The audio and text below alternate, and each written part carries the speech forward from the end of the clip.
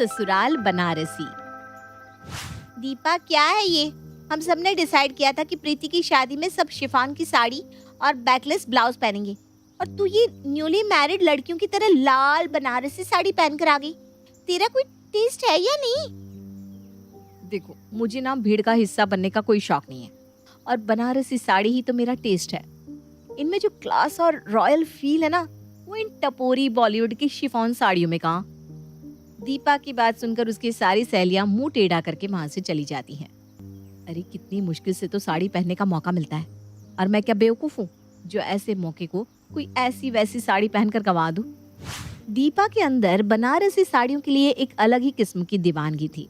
दिल्ली जैसे शहर में रहकर भी, जहाँ हर कोई फैशनेबल और ट्रेंडी दिखने के लिए नई नई चीजें ट्राई करता है, दीपा की जान पारंपरिक बनारसी साड़ी पर अटकी हुई थी। दीपा बेटा, हिमांशु बहुत अच्छा लड़का है, हमारी पहचान का भी है। बस तेरी तरफ से हाँ हो तो मैं बात आके चलाऊं। मम्मी, मैंने 10 बार कह दिया है कि मैं शादी करूंगी तो बस बनारस के लड़की के साथ। हाय, बनारसी ससुराल और बनारसी साड़ियाँ, मजा ही आ जाएगा। अरे कभी तो अपने ख्याली पुलाव से बाहर निकल, कोई समझदारी की बात कर लिया कर बेटा। तूने आज तक बनारस जाकर देखा भी है कि कैसा होता है बनारस और कैसे होते हैं वहाँ के लोग? मैंने सोच लिया है मम्मी, अब आप मेरा इरादा नहीं बदल सकती। मैंने कहा ना कि मुझे शादी करनी है तो सिर्फ बनारस के लड़के से ही करनी है। बेटी दीपा की जिद के आगे उसके मम्मी पापा हार मान चुके थे, इसलिए अब वो दोनों मैट्रिमोनियल साइट से कोई बनारस में रहने वाला लड़का तलाश कर रहे थे। आखिरकार उनकी 6 महीने की मेहनत सफल हुई और उन्हें प्रदीप नाम का लड़का अपनी बेटी दीपा के लिए पसंद आया। जल्द ही दोनों की शादी की डेट फिक्स हो गई और दीपा बनारसी साड़ी पहनकर इतराते हुए लाखों सपने अपनी आंखों में छिपाए शादी करके बनारस अपने ससुराल आ गई। शादी के बाद, हे भगवान, ये क्या अनर्थ किया आपने मेरे साथ। जिस बनारसी साड़ी के इश्क में मैं दिल्ली छोड़कर बनारस आ गई, इन बनारसी ससुराल वालों ने तो मुझे शादी में एक भी बनारसी साड़ी नहीं चढ़ाई। इससे बड़ा धोखा और क्या हो सकता है किसी के साथ। अगर ये बात मेरी सहेलियों को पता चल गई ना, तो वो मेरा मजाक बना बनाकर जीना मुश्किल कर देंगी। खैर, शादी तो हो चुकी थी और इस सच को पलट पाना अब नामुमकिन था। इसलिए बेचारी दीपा बुझे मन से मुंह दिखाए के लिए तैयार होकर हॉल में आ जाती है। ये क्या है बहुरिया, ये लाल सिंदूर यहाँ नहीं चलेगा। शादी में प्रदीप ने जिस पीले सिंदूर से मांग भरी थी ना, वही लगाना है तुमको। और ये क्या 2 चुटकी सिंदूर लगा लिया? अरे नहीं कि दुल्हनिया ऐसा तैयार होती है का? जाओ तो छुटकी भाभी को अच्छे से तैयार कर दो जरा, और हाँ, सीधे पल्ले की साड़ी पहनाना बहुरिया को। ननद छुटकी ने थोड़ी ही देर में दीपा का ऐसा हुलिया बना दिया था कि वो खुद को भी पहचान नहीं पा रही थी। गहरे लाल रंग की लिपस्टिक, लंबी सी मांग में जी भर कर लगाया हुआ पीला सिंदूर और सितारों वाली संतरी रंग की साड़ी पहनकर जब दीपा ने खुद को आईने में देखा तो उसके होश ही उड़ गए। खैर, अभी तो दीपा ने इस शादी नाम के लड्डू का एक छोटा सा टुकड़ा ही चखा था, असली स्वाद आना तो अभी बाकी था। अब लग रही हो ना तुम नाई की बहुरिया। देखा बहू, अब तुम्हें ना ऐसे ही अच्छे से सज सवर कर रहा है ना। अच्छा, पहले दिन ना बहू से गीत सुनने का रिवाज है, इसलिए मौलिक की औरतें आने वाली है। तुम जरा घूंघट रखना सर पर उनके सामने है। कुछ देर बाद मोहल्ले की औरतें मुंह दिखाए के लिए इकट्ठा हो गई थी, लेकिन दीपा की तो सारी खुशी हवा हो गई जब उसने वहां गाए जा रहे गाने सुने। मोहल्ले की औरतें भोजपुरी में गीत गा रही थी, जिनका एक भी अक्षर दीपा को समझ में नहीं आ रहा था। अरे बहुरिया, तुम भी गा लो, ये तो सगुन होत है। अब मैं क्या बताऊं कि मुझे पता ही नहीं कि आप लोग क्या गा रही हैं। और वो सीला वाला भोजपुरी गाना तो लगाओ, आज बहुरिया को उसी पर नचाएंगे। प्लीज आप लोग करिए ना, मुझे भोजपुरी समझ में नहीं आती, ना ही मुझे बोलनी आती है। मैं क्या करूं, कुछ समझ में नहीं आ रहा। आय भोजी, अंग्रेजी गाना लगवाओ ना, इनको हमारी भाषा समझ में नहीं आ रही। नहीं नहीं नहीं, मुझे डांस भी नहीं आता है। किसी तरह मोहल्ले की औरतों से जान छूटी तो सासू माँ ने उसे अपने पास बुला लिया। अच्छा दीपा, आज तुम्हारी पहली रसोई का शगुन करवाना है, तो ऐसा करो तुम चावल का पीठा और सत्तू का पराठा बना दो। हे भगवान, ये कौन सी रेसिपी है? चावल का पुलाव तो सुना था, बिरयानी भी सुनी थी, पीठा पहली बार सुन रही हूँ। लगता है गूगल बाबा की शरण में ही जाना पड़ेगा। और दूसरा क्या नाम बताया था? सत्तू का पराठा। सत्तू तो बचपन में दादी पानी में घोलकर पीने के लिए देती थी। उस सत्तू का पराठा भी बनता है? भगवान, कैसे कैसे लोग रहते हैं दुनिया में, न जाने क्या क्या खाते हैं। घबराते हुए दीपा रसोई में जाकर अपना मोबाइल फोन उठाती है और गूगल की मदद से सत्तू के पराठे और चावल के पीठे की रेसिपी ढूंढने लगती है। गूगल पर 2-3 पेज सर्च करने के बाद आखिरकार दीपा को चावल का पीठा बनाने की रेसिपी मिल जाती है। लेकिन उसे ये समझ में आ जाता है कि ये कोई आम रेसिपी नहीं है। इसे बनाने के लिए तो ढेर सारी प्रैक्टिस का होना बहुत जरूरी है। किसी तरह बेचारी टेढ़े मेढ़े पीठे बनाकर तैयार कर देती है। अब उसके बाद बारी थी सत्तू के पराठे की।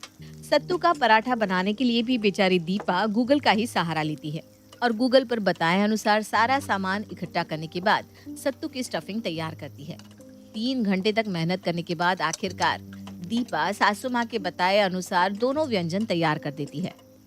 देख बहू, आज तेरी रसोई की ना परीक्षा है। समझ ले, जो तूने बढ़िया खाना बनाया होगा तो तुझे गिफ्ट भी बढ़िया मिलेगा, और जो तेरे हाथ का बना खाना हमें पसंद ना आया तो गिफ्ट तो तू भूल ही जा। अरे गिफ्ट विफ्ट जाए भाड़ में, बस खाना खाने लायक बना हो। मुझे इससे ज्यादा और कुछ नहीं चाहिए। ए भगवान, थोड़ी सी इज्जत रख लेना आज। अरे बहू, ये पीठा तो खोया डालकर बनता है ना, तुमने इसमें आलू भरकर बना दिया। आई एम सॉरी पापा जी, लेकिन मुझे तो यही रेसिपी मिली। अरे तुम्हें इतना भी पता नहीं? नहीं, दुल्हन पहली रसोई में मीठा पीठा बनाती है या नमकीन?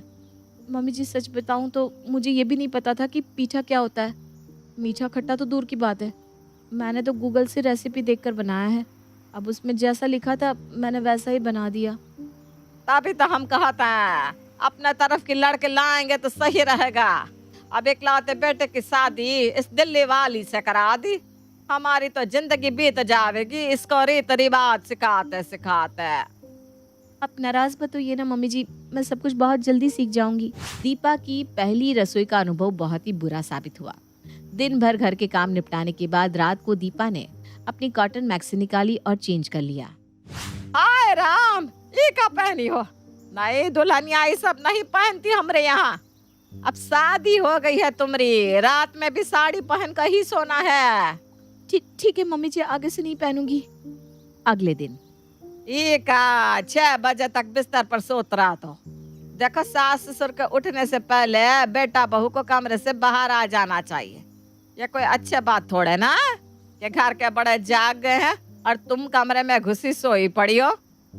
लेकिन मम्मी जी, मुझे पता ही नहीं कि आप कितने बजे उठते हैं। देखो, तुम्हारे ससुर जी तो 4 बजे जाग जाते हैं। अब तुम शहर की लड़की हो ना, तभी इतना बातें पूछ रही हो।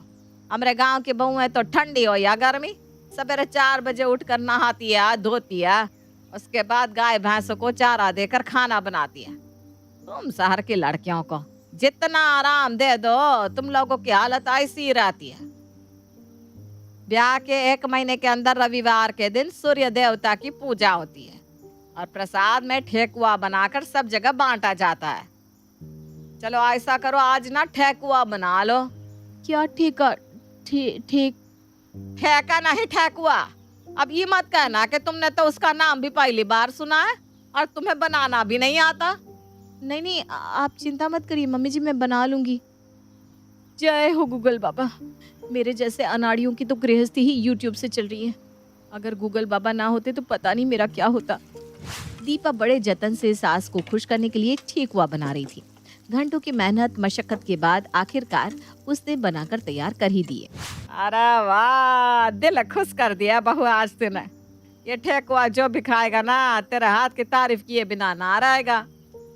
धीरे धीरे समय बीत रहा था। दीपा भी इस परिवार में एडजस्ट होने के लिए बनारस के रीति रिवाज और परंपराएं पूरे मन से सीखने की कोशिश कर रही थी। इसी बीच दीपा को पता चला कि दिवाली के बाद छठ पूजा होगी और इस बार उसे भी छठ का व्रत करना है। मम्मी जी, छठ पूजा के बारे में मैंने बस न्यूज़ में ही सुना है। हमारे यहाँ तो कोई भी ये व्रत नहीं करता, इसलिए मुझे ना इसके बारे में कुछ नहीं पता।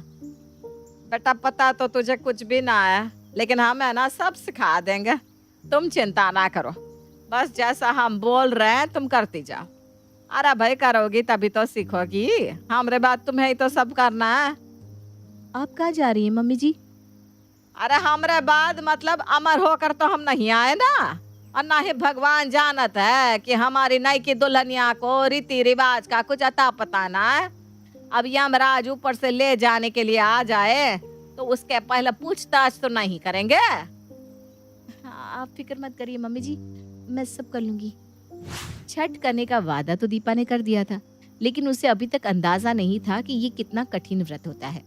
फिर भी 3 दिन तक चलने वाले इस महापर्व को दीपा पूरी श्रद्धा से निभा रही थी। तीसरे दिन उगते सूर्य को अर्घ्य देने के बाद, बेशक तू दिल्ली की लड़की है, लेकिन तूने पूरे दिल से हमारी परंपराओं को अपनाया है। मुझे पता चला कि तुझे बनारसी साड़ियों का बहुत ही शौक है, इसलिए मैंने तेरे लिए ये बनारसी साड़ियाँ मंगवाई है। तू इसे अपना इनाम समझ ले। सास के हाथ में साड़ी के 3 पैकेट देखकर दीपा के मुरझाए चेहरे पर चमक आ गई थी। आखिरकार उसके जीवन में वो घड़ी आ ही गई थी जिसके लिए उस बेचारी ने न जाने कितने पापड़ बेले थे। साड़ी को देखते हुए दीपा की आंखों में खुशी के आंसू चमक रहे थे। आखिर सच्चा प्यार ऐसा ही तो होता है, क्यों? सही कहा ना?